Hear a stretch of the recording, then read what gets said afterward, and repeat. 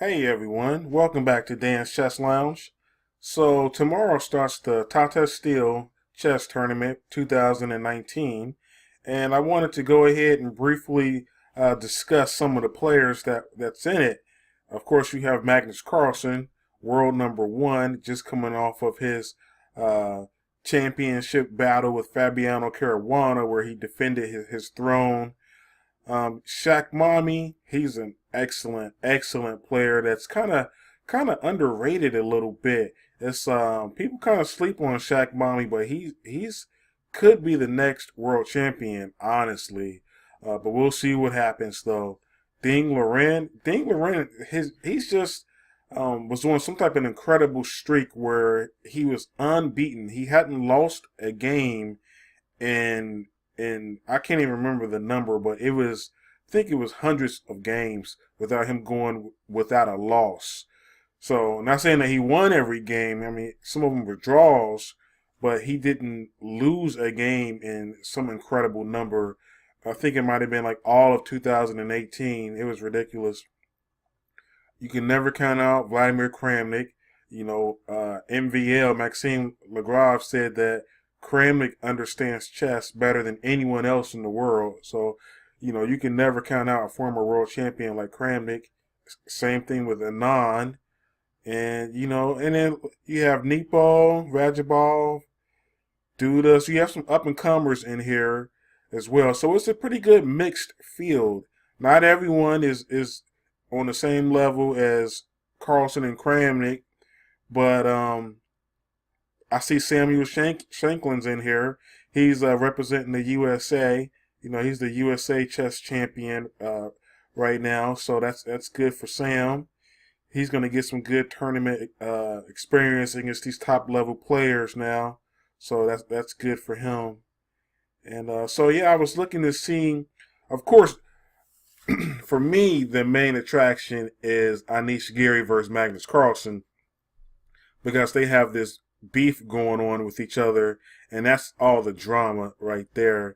Matter of fact, whenever something happens with Carlsen, Anish is commenting on Twitter or in person or whatever about Carlsen, and then now Carlsen he responds back to him, and so I was looking to see when do they actually play, and talk about climactic, they play in the very last round. So if they're both fighting for the win, it's going to be major drama going into that last round there, round number 13.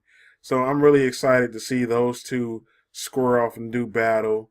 And so today, what I have in store for you today is a little preview of Giri and Carlsen because they just played a couple weeks ago in the World Blitz Championship, and everyone was looking forward to it. This was on the second day that they squared off.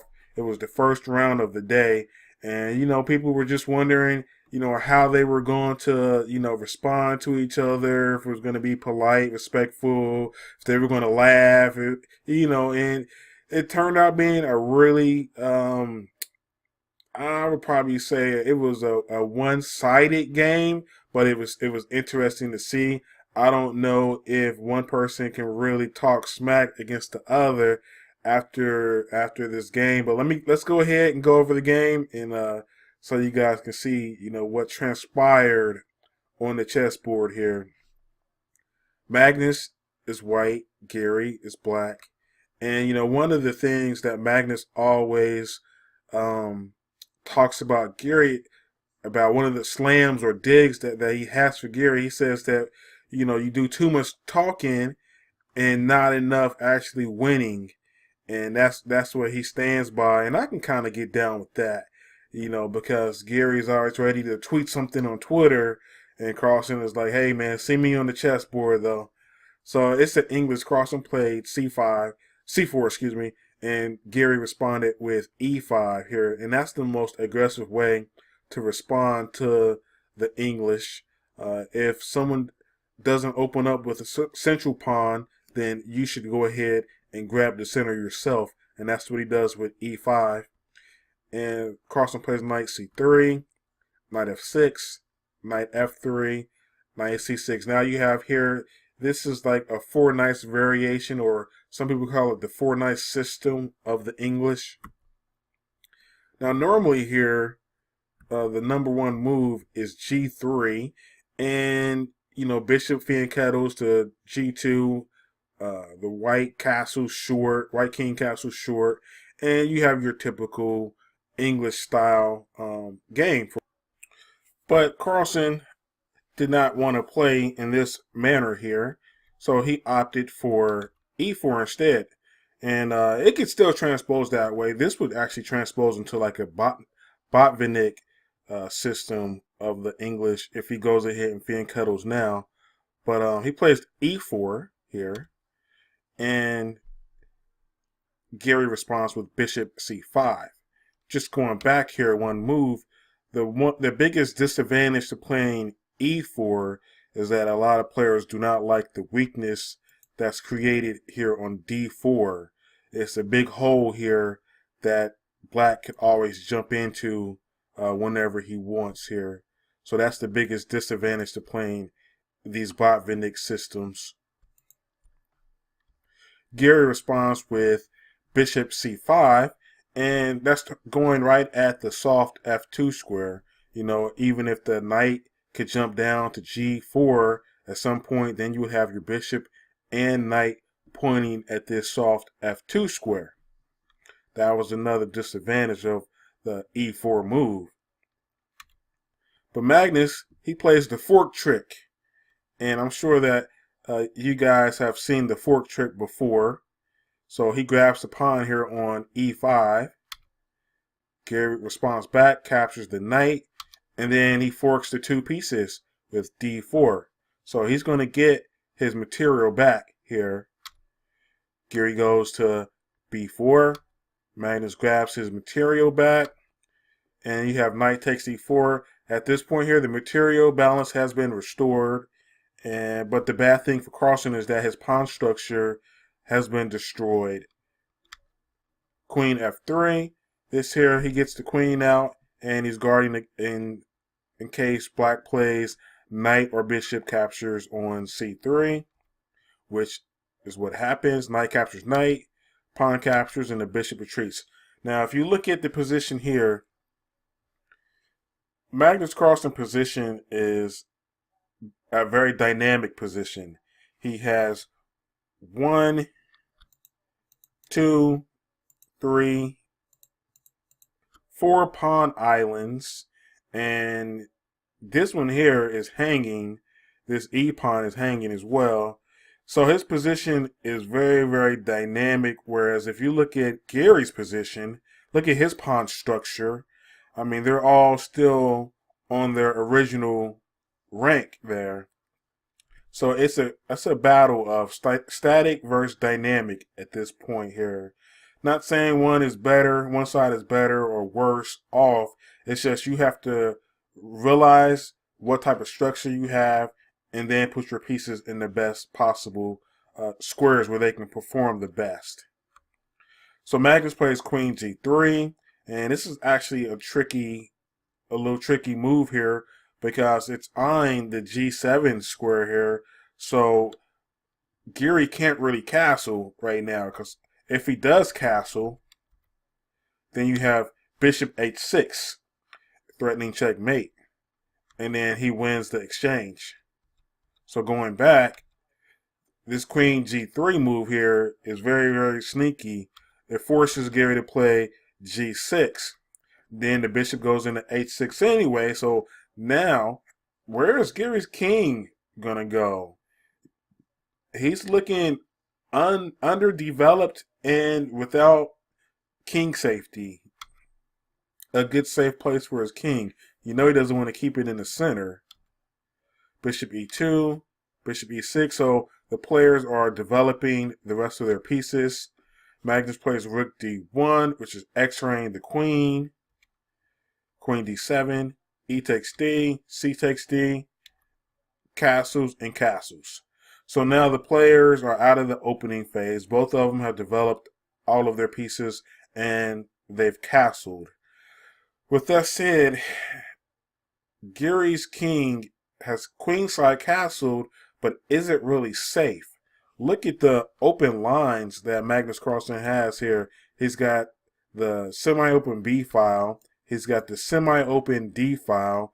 He's got these diagonals here that's pointing right over, if I can draw a straighter line here, these diagonals for his bishop, light squared bishop and dark squared bishop. So he's got a lot of attacking potential. So he plays bishop e3, going right for that diagonal there, the unprotected pawn. Queen a4, attacking Magnus's pawn. And now Magnus offers that a pawn, the a2 pawn. He plays queen f3, offering that pawn there. What would happen if Giri accepted that pawn sacrifice? If he takes it, then you have rook a1, and then rook captures the pawn, and now you have the queen also hitting the b7 pawn there. It's looking very, very dangerous for Giri to play that. So is that really worth that little a pawn? No, and he does not accept it. Instead, he plays queen c6, offering a queen trade because he can feel the heat. So he offers the queen trade here, and Magnus plays queen f4. You never want to trade queens when you have a nice attack going. b6, a4, and now here rook d7, a5. Carlsen's plan and idea is very simple. He wants to push the a pawn up the board so he can rip open more of the queen side, and so Black's king will be even more exposed for his bishops and queen and rooks. B takes a, and now you have rook b1. The rook is occupying the open file that's aimed right at Giri's king side. Rook c7. And now here Carlsen plays c5 in this position, which is a good move, but I want to point out that he did miss an opportunity here. Right now, if you notice, the a7 pawn is available to be taken by the bishop. Bishop takes a7. Right? It looks like it's guarded by the rook here, and it is guarded by the rook, but what would happen if he took it? Bishop takes a7, right? That would allow rook b8, followed by rook captures the rook over here, h7, h8. And that would be very bad for Giri. The king would be on d7. His position would be just collapsing. So he would almost be forced to take that bishop there on a7. Now you would have queen d4, and this forks both rooks. So he would get the exchange. He would win the exchange there, and the pawn that was on a7 as well. But Carlsen did not continue that way. I don't know if he didn't see it or if he just didn't want to play that way. Instead, he played c5 here. D takes c, bishop f3, hits the queen there.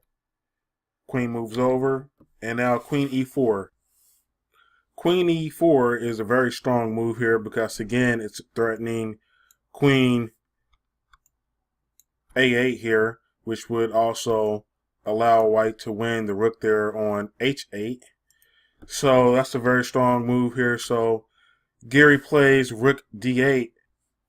The moment that he played rook d8, his clock actually fell to 0. So he flagged, he lost on time.